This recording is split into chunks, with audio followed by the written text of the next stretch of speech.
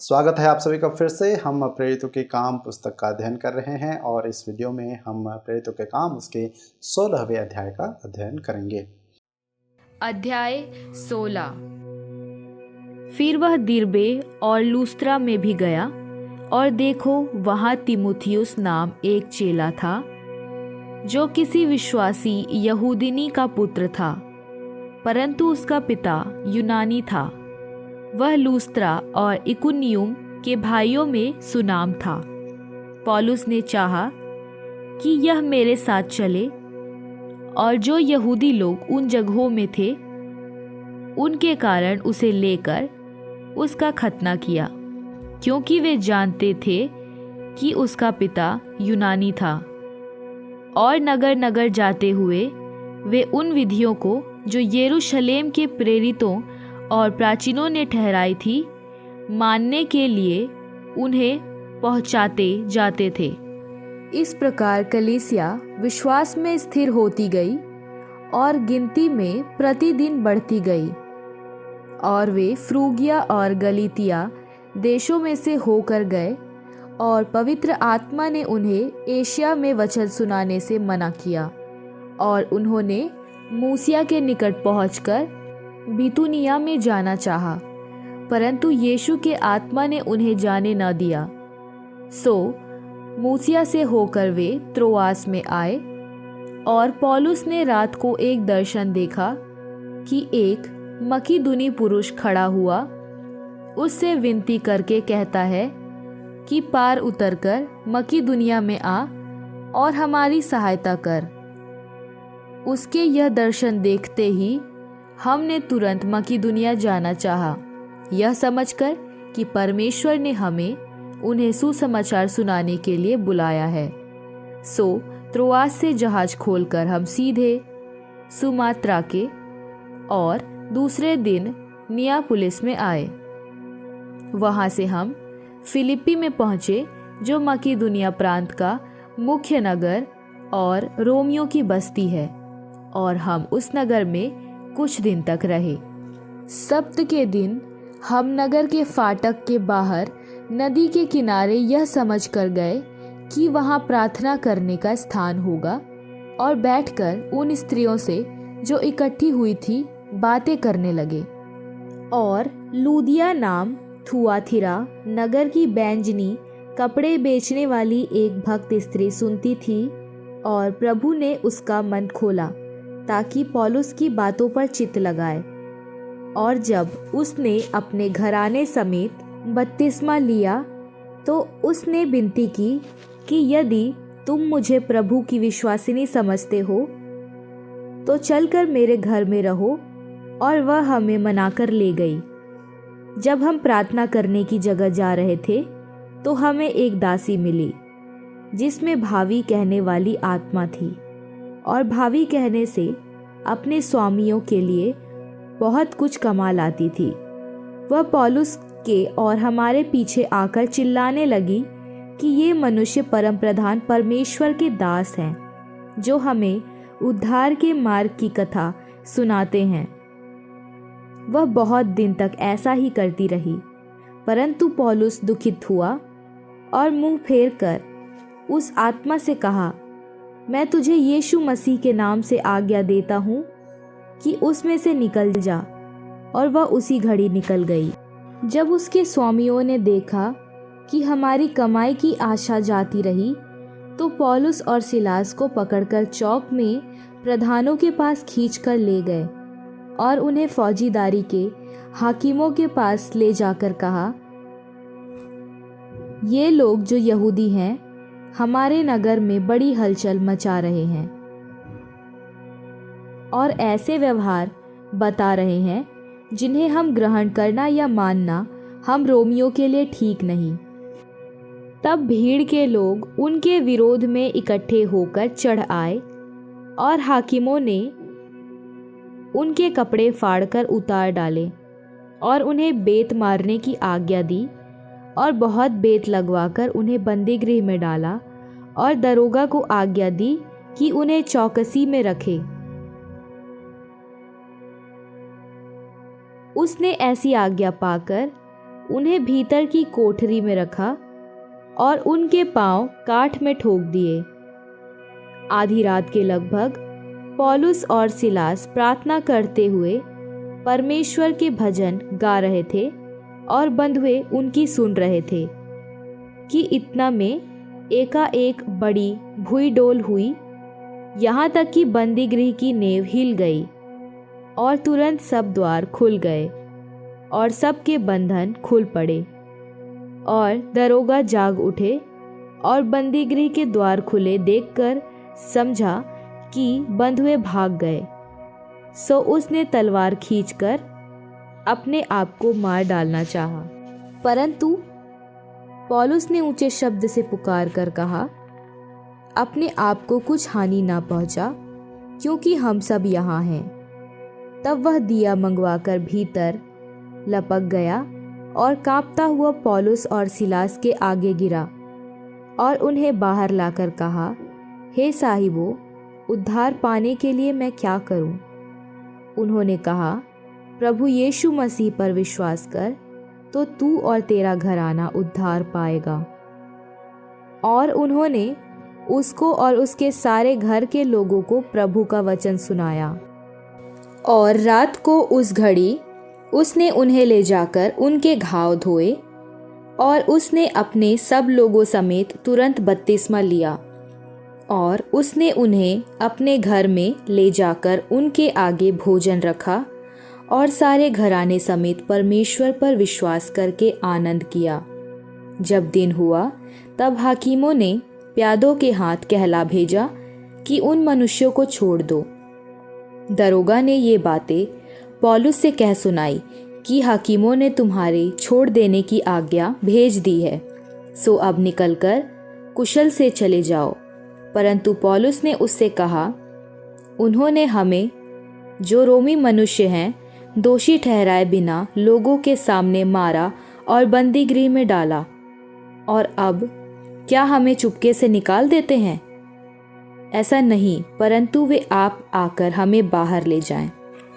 प्यादों ने ये बातें हाकिमों से कह दी और वे यह सुनकर कि रोमी हैं डर गए और आकर उन्हें मनाया और बाहर ले जाकर विनती की कि नगर से चले जाएं। वे बंदीगृह से निकलकर लूदिया के यहाँ गए और भाइयों से भेंट करके उन्हें शांति दी और चले गए। अध्याय 16 के तीसरे पद में पौलुस के द्वारा तीमुथियुस का खतना कराना विरोधाभासी जान पड़ता है। पौलुस ने यरूशलेम के महासभा का गैर यहूदियों के खतना करने की विधियों का विरोध किया। वह अगले ही पदों में क्यों अपने मन को बदलता है, क्या कारण है?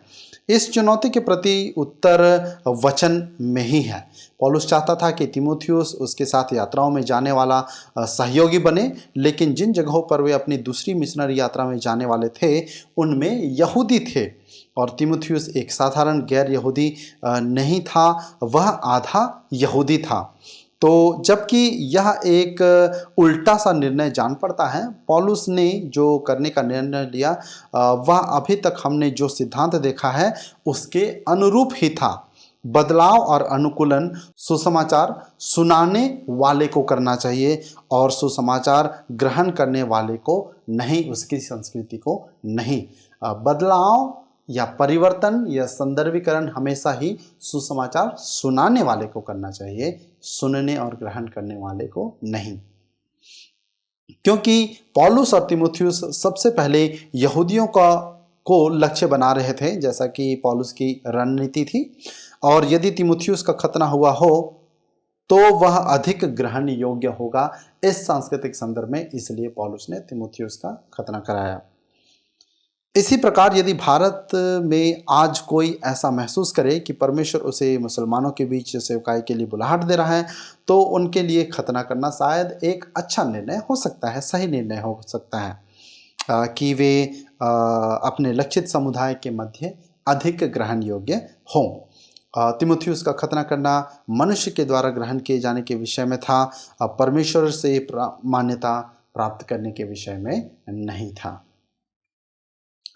प्रेरितों 16 के दूसरे परिच्छेद में हम सर्वनाम के इस्तेमाल में एक विशेष बदलाव को देख पाते हैं।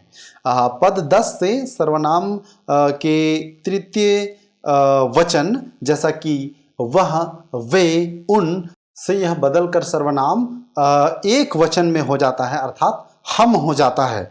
यह यात्रा का वह पड़ाव है जहां लूका पौलुस और उसके साथियों के साथ जुड़ जाता है। जैसे वे त्रोआस से फिलिप्पी को जाने लगे, यह साथ ही सुसमाचार के लिए एशिया से यूरोप की ओर छलांग लगाने के रूप में भी चिन्हित किया गया है। ये वो पहला कदम था जहां पे वे एशिया के सरहदों को पार कर यूरोप में सुसमाचार को ले जा रहे थे। यह एक ऐसी संस्कृति नहीं थी जिसमें पौलुस पैदा हुआ था और पला बढ़ा था। दरअसल में हम जानते हैं कि पौलुस का जन्म तार्शीश में हुआ, जो गलातिया के निकट था, जो आज के वर्तमान समय के तुर्की देश में पाया जाता है। लेकिन वह तो यूनान के रोमी कॉलोनी में से एक था जहां पे वे अब प्रवेश कर रहे थे, जा रहे थे। उन्होंने कुछ दिन इंतजार किया जब तक वह सब्त का दिन ना पहुंचे, जो कि उस समय के अनुसार शनिवार का दिन हुआ करता था। जैसा कि उन्होंने सुना कि कुछ भक्त यहूदी नगर के फाटक के बाहर नदी के किनारे मिलते थे और यहूदियों का इस प्रकार का एक रीति था, विधि था कि वे जहाँ कहीं भी होते थे वे नदी के किनारे मिला करते थे और कुछ निश्चित निर्धारित संख्या थी, उससे ज़्यादा लोग जब मिलने लगते थे पुरुष, तब वहाँ पे सिनागॉग या फिर यहूदी आराधनालय का निर्माण होता था। उस निश्चित निर्धारित संख्या से कम लोग होने पर वे नदी के किनारे ही आराधना करने के लिए प्रत्येक शनिवार को मिलते थे। हमें यह नहीं बताया गया है कि लूका पौलुस और सिलास को मिलने वाले सताव से कैसे बचा, लेकिन यह इस बात का एक और उदाहरण है कि सुसमाचार कैसे स्थानीय संस्कृतियों के साथ टकराव में था, तब भी और अभी भी हम इस बात को देख सकते हैं। भविष्य बताने वाली लड़की अपने मालिक के लिए आमदनी का एक स्रोत थी और यह देखना दिलचस्प है कि पौलुस चिड़चिड़ा कर उस लड़की से दुष्ट आत्मा को निकालता है। पौलुस पहले ही मुलाकात में ऐसा नहीं करता है और मैं जब वहाँ पे संदर्भ को पढ़ रहा था तो ऐसा कई दिनों तक जब होता रहा, तब पौलुस ने चिड़चिड़ा कर उसमें से दुष्ट आत्मा को निकाला। ये भी देखना रुचिकर है, अपने पहले मुठभेड़ में नहीं। और ये भी देखना रुचिकर है कि दरअसल में वो दुष्ट आत्मा इस प्रकार से कह रही थी मानो वह इन्हीं लोगों का पक्ष रख रही है, परमेश्वर की ओर से कह रही है। तो इस बात को भी देखना काफ़ी रुचिकर है। पौलुस और सिलास का बंदीगृह में स्तुति करना एक परिचित परिच्छेद है, लेकिन जब हम इसका समावेशन करने के लिए और थोड़ा समय लगाते हैं कि उन्हें नंगा करके पीटा गया था, वे वास्तव में लहूलुहान और कुचले हुए, नंगे और ठंड में थे, तो यह काफ़ी अनूठा जान पड़ता है। उनकी प्रतिक्रिया कि इस तरह की परिस्थिति में होने के बावजूद भी वे आराधना कर रहे थे, स्तुति कर रहे थे। ये एक बहुत ही अनूठा, बहुत ही गजब का प्रतिक्रिया था जो हम पौलुस और सिलास के द्वारा देख पाते हैं। जब यह वो संदर्भ है जिसमें वे धन्यवाद दे रहे थे, और किस काम के लिए? एक लड़की को दुष्ट आत्मा के चंगुल से छुड़ाने के लिए। तो अभी भी ऐसा हो सकता है हमारे सेवकाई के संदर्भ में कि आप जब परमेश्वर के सामर्थ्य से, पवित्र आत्मा के प्रभाव के द्वारा, उसके सामर्थ्य के द्वारा जब शैतान के सताए गए लोगों को मुक्त और आज़ाद करते हैं, तो आपकी अपेक्षा शायद ये हो सकती है कि परिस्थिति बदले और आपको एक सकारात्मक वातावरण मिले, लेकिन हो सकता है इसके विपरीत आपको एक विरोधाभासी कठोर परिस्थिति का भी सामना करना पड़ सकता है। यदि आप चाहते हैं तो इस समय रुक करके ऐसी कोई परिस्थिति या परिवेश जहाँ पे आपने मुठभेड़ किया हो, जब पवित्र आत्मा के सामर्थ्य से आपने दुष्ट आत्मा के पीड़ित लोगों को छुड़ाया हो, उन्हें आज़ाद किया हो, तो आपके साथ क्या कोई यदि अजीब परिस्थिति का सामना करना पड़ा इसके फलस्वरूप, तो आप इसका विचार विमर्श अपने समूह में कर सकते हैं। तो हमने देखा इस अध्याय 16 में कि किस तरह से दूसरे मिशनरी यात्रा की शुरुआत होती है और यहाँ से अपने पहले साथी बरनबास को छोड़कर पौलुस दूसरे साथी सिलास के साथ इस मिशनरी यात्रा में शुरुआत करता है। इस बीच हम कुछ मतभेद भी देख पाते हैं जो पौलुस और बरनबास के मध्य होता है यूहन्ना मरकुस को लेकर के, क्योंकि पहली मिशनरी यात्रा के दौरान यूहन्ना मरकुस ने उन्हें बीच में ही छोड़ दिया था। इसलिए पौलुस यूहन्ना मरकुस को इस दूसरे मिशनरी यात्रा में ले जाने के पक्ष में नहीं था, वहीं बरनबास उसे ले जाने के पक्ष में था। और हम देख पाते हैं कि इस विवाद के परिणाम स्वरूप भी हम देख पाते हैं कि दो अलग यात्राएं शुरू हुई, एक जो पौलुस और सिलास की हुई और दूसरी जो बरनबास और यूहन्ना मरकुस की हुई। वे अलग क्षेत्र में यात्रा में निकल पड़े। आइए हम इस अध्याय के निर्देशात्मक प्रश्नों को देखें। सबसे पहला कि इस अध्याय में हम किस प्रकार से सुसमाचार को एक समाज से दूसरे समाज में जाते हुए देखते हैं, एक सांस्कृतिक संदर्भ से दूसरे सांस्कृतिक संदर्भ में प्रवेश करते हुए देखते हैं। इस बार भी मंडली की शुरुआत यहूदी सदस्यों के साथ शुरू हुई, लेकिन जल्द ही उनमें गैर यहूदी भी शामिल हो गए कर लिए गए, जैसा कि हम जेलर के पूरे घराने के बारे में पढ़ते हैं इस अध्याय में।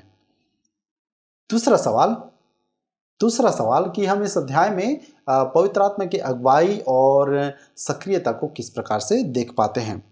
पवित्र आत्मा ने ही उन्हें बैतनिया से दूर ले गया। वचन में यह बताया नहीं गया है कैसे और क्यों, और अंततः एक दर्शन में उन्हें एक ऐसे क्षेत्र में छलांग लगाने पर विवश किया जिससे वे सांस्कृतिक रूप से परिचित बिल्कुल भी नहीं थे। उनके लिए एक नया क्षेत्र था और इस प्रकार उन्हें यूरोप में प्रवेश मिला। यह देखना हमारे लिए प्रेरणादायक है कि पौलुस जो सबसे पहले महान प्रेरित है,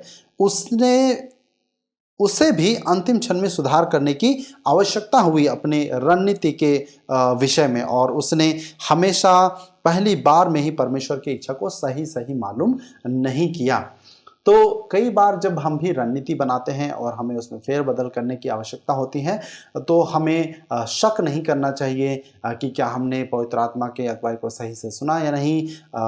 परमेश्वर जिस प्रकार से हम हैं, असिद्ध है, हमारे साथ काम करने में माहिर है, इच्छुक है, इसलिए हमें घबरा कर सिर्फ पीछे बैठे रहने की ज़रूरत नहीं है या फिर बहुत आकाश में लिखित चिन्ह का इंतज़ार करना ज़रूरी नहीं है। हमें पवित्र आत्मा की अगुवाई के अनुसार निकलने की ज़रूरत है। जहाँ कहीं भी हमें अपने रणनीति में या योजना में परिवर्तन करने की ज़रूरत होती है, पवित्र आत्मा उपलब्ध रहता है कि वह हमें सही समय में अपने अगुवाई को प्रदान करें और प्रेरणा को दें। इस अध्याय के कालातीत सत्य का दूसरा बिंदु यह है कि हमारी परिस्थिति चाहे कितनी भी अंधकार में प्रतीत हो, यीशु हमेशा ही आराधना और स्तुति के योग्य है। हमारे सबसे विषम और विपरीत परिस्थिति में भी, जैसा कि हमने पौलुस और सिलास के जीवन से देखा।